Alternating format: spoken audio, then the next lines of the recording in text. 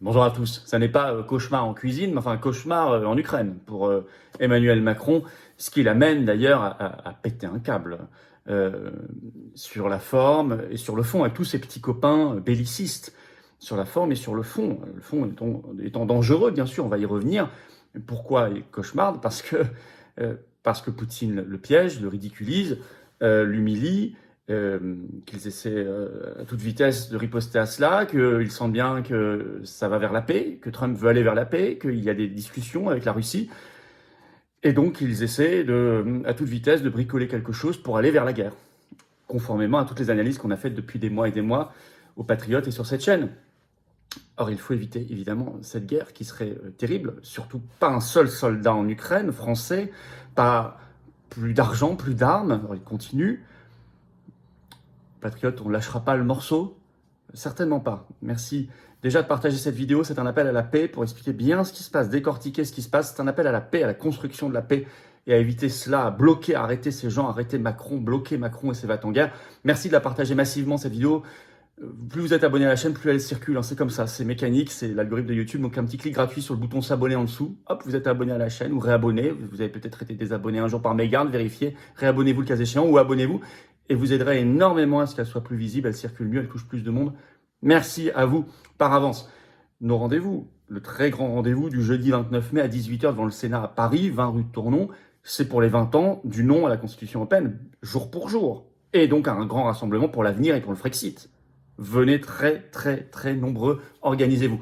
Avant cela, samedi 24 mai, je suis en réunion publique l'après-midi à Nantes, entrée gratuite, ouverte à tous, adhérents ou pas. Il faut s'inscrire, très fortement recommandé par le lien sous la vidéo en description pour Nantes. Et le dimanche 25 mai après-midi, je suis à Cannes, pareil, entrée gratuite. Inscription également pour Cannes le 25 mai sous la vidéo en description, ainsi que la grande pétition nationale qui cartonne contre le crédit social et la reconnaissance faciale en France, ce que veulent faire les macronistes. Évidemment, je vous attends, patriotes. Évidemment, on se bat pour la paix. Nous l'avons démontré, nous le démontrerons par des manifestations géantes, des mouvements populaires, nationalement et partout en France. On se bat pour la paix, la liberté, l'avenir de la France, la souveraineté du peuple français, l'espérance pour toutes les générations qui viennent.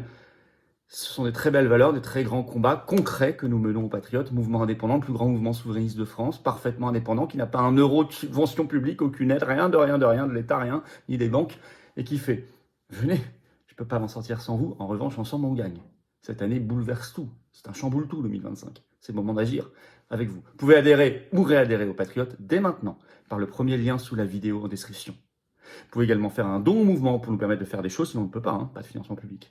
C'est le deuxième lien sous la vidéo en description. Toute adhésion, réadhésion, don au mouvement donne droit à 2 tiers de défiscalisation. Ça fait donc baisser concrètement vos impôts. Profitez-en, faites pas ce cadeau au fisc, à Bayrou, à Macron, etc. et à leurs copains.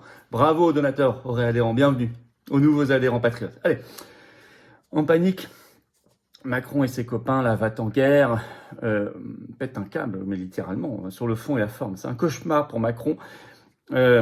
Parce que cette panique, cette réaction peut mener à un danger potentiel. Attention, hein, il faut les arrêter parce que là, on parle quand même de paix et de guerre, on parle de choses extrêmement sérieuses face à une puissance nucléaire.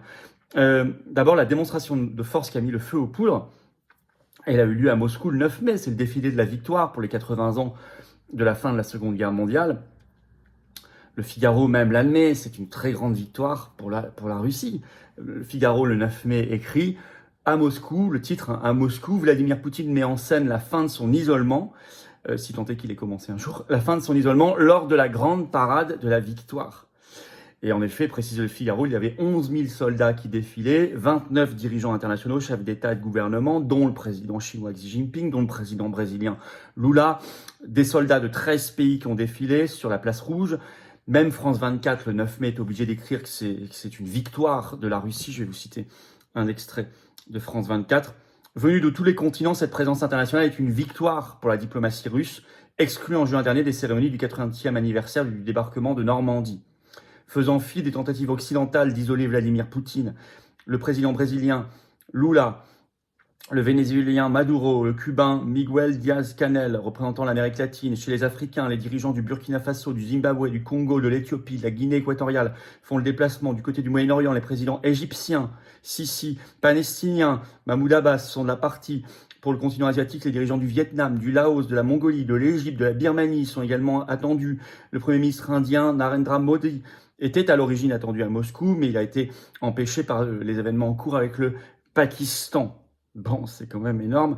Et d'ailleurs, depuis Moscou, Xi Jinping, le président chinois, a dit qu'il était aux côtés de la Russie face au harcèlement hégémonique. Et il y avait même un représentant, un chef de gouvernement, Robert Fico, d'un pays de l'Union européenne, la Slovaquie, et un pays candidat, la Serbie, avec le président Aleksandar Vučić. Bon, malgré les remontrances de Kaja Kallas et Ursula von der Leyen. Bon. Et les États-Unis, au même moment, font plein de signes de rapprochement. Je vous explique le contexte qui mène au pétage de câble macroniste et les autres. Ce contexte, c'est ce rapprochement aussi, que les signes de rapprochement que donne Washington. Donald Trump, le 9 mai, a déclaré exclure la Russie du G8 était une très mauvaise décision. Dans le même moment, l'équipe le rapporte le 7 mai, je cite, Donald Trump est favorable à la réintégration de la Russie aux compétitions sportives internationales. Et puis, à tel point que Biden, qui est encore là, à dépêche AFP ce 7 mai, a attaqué Trump et regardez ce qu'il dit. Guerre en Ukraine, je cite, l'ex-président Joe Biden accuse Donald Trump d'apaisement, c'est son mot, avec la Russie.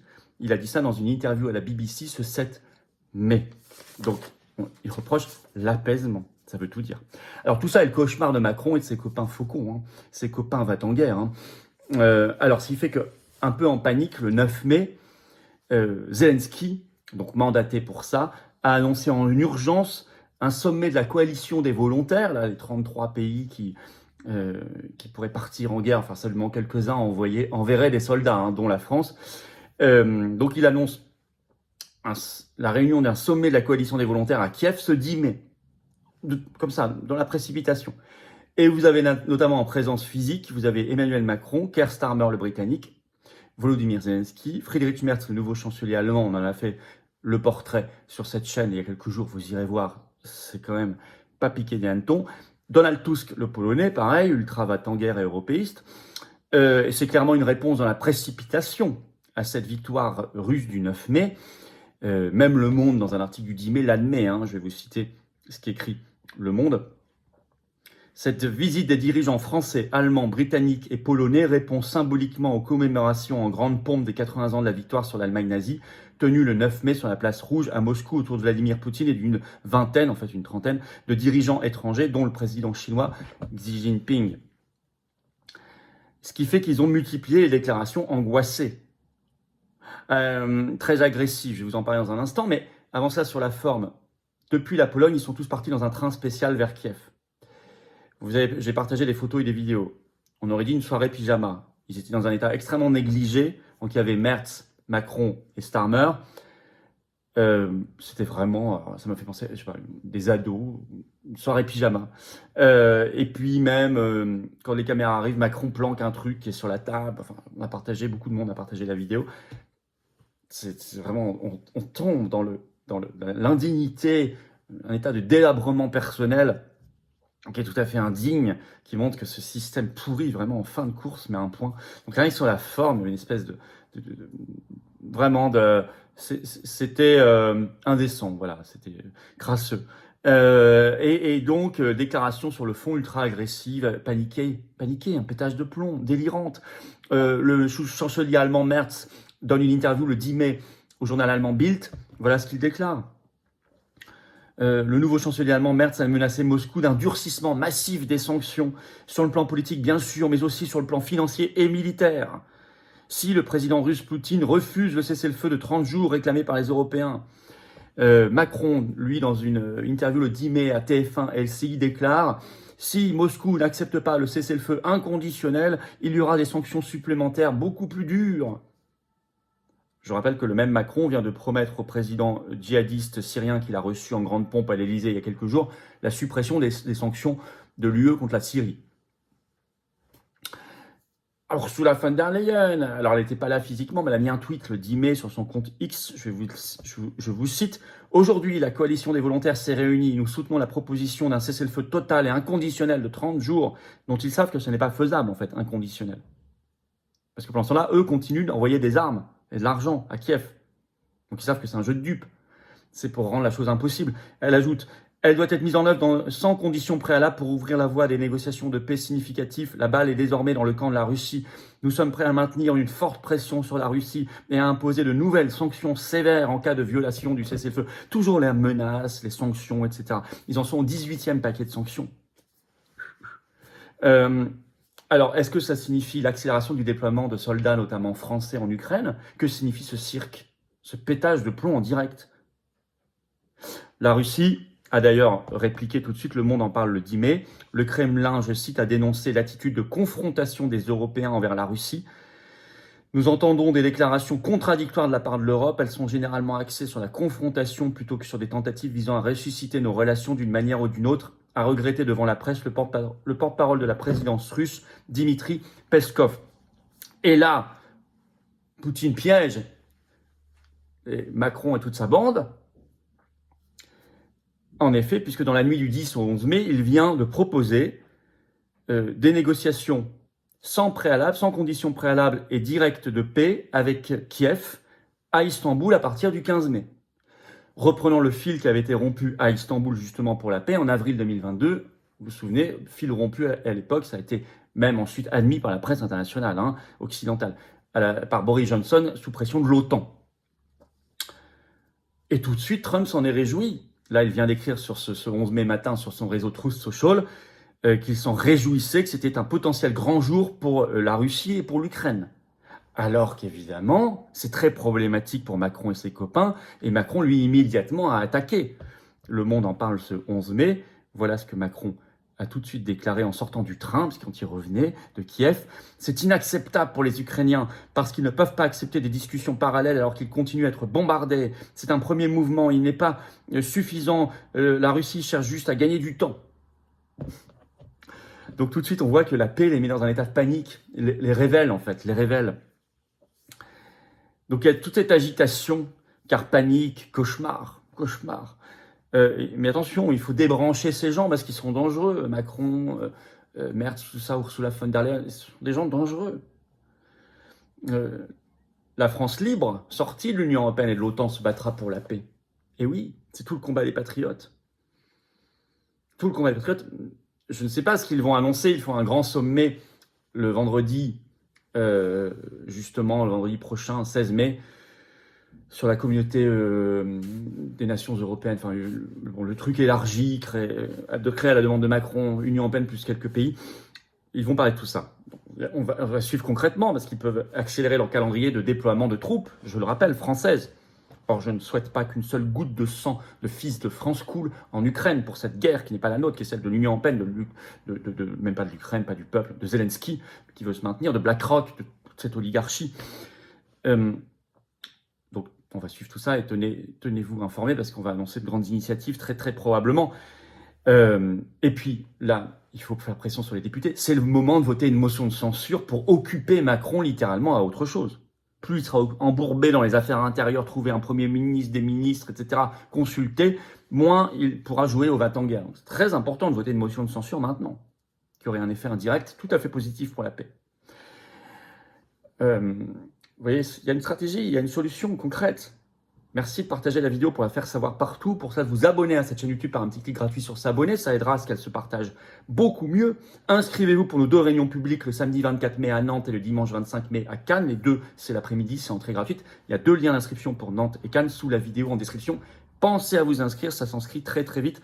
Je voudrais pas que vous n'ayez plus de place. Par ailleurs, le jeudi 29 mai à 18h, on va tous devant le Sénat. Grande manif pour les 20 ans, jour J du référendum. On a dit non à l'Union européenne. Dernier référendum. Et puis, c'est un rassemblement pour l'avenir et pour le Frexit. Rendez-vous à 18h jeudi 29 mai devant le Sénat, 20 rue de Tournon.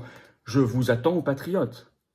On se bat pas pour rien, on se bat pour des valeurs concrètes, pour un projet de renaissance et de résurrection de la France, libre, en paix, prospère, en sécurité, heureuse, juste, belle, grande, rebelle. C'est ça, les patriotes, le plus grand mouvement souverainiste et de résistance de France. C'est ça, agir concrètement ce que nous faisons sans arrêt. C'est ça, être indépendant, 100% anti-oligarchique, sans aucun euro de subvention publique ni d'aide des banques. Soyez là, soyez là. Laissez pas passer le train. Venez maintenant, pas demain, maintenant. Vous pouvez adhérer ou réadhérer dès maintenant aux Patriotes par le premier lien sous la vidéo en description. Ce lien est également en commentaire. Épinglez une petite fiche sur l'écran maintenant et dans quelques secondes, un lien sur l'écran. Facile. Faire un don au mouvement, c'est le deuxième lien sous la vidéo en description. Ça permet de financer nos actions. Je rappelle que tous ces liens sont également sur notre site les-patriotes.fr et je rappelle que ça fait baisser vos impôts. Toute adhésion et adhésion don, c'est 2 tiers de défiscalisation pour vous. Dès que vous mettez 3 euros, vous en récupérez 2 en baisse d'impôts. Plutôt que de faire ce cadeau au fisc. Donc vous mettez 3 000, vous récupérez 2 000. Vous mettez 30, vous récupérez 20. Vous avez tout compris. Bravo aux donateurs, aux réadhérents aussi. Bienvenue. Aux nouveaux adhérents patriotes. Vive la France.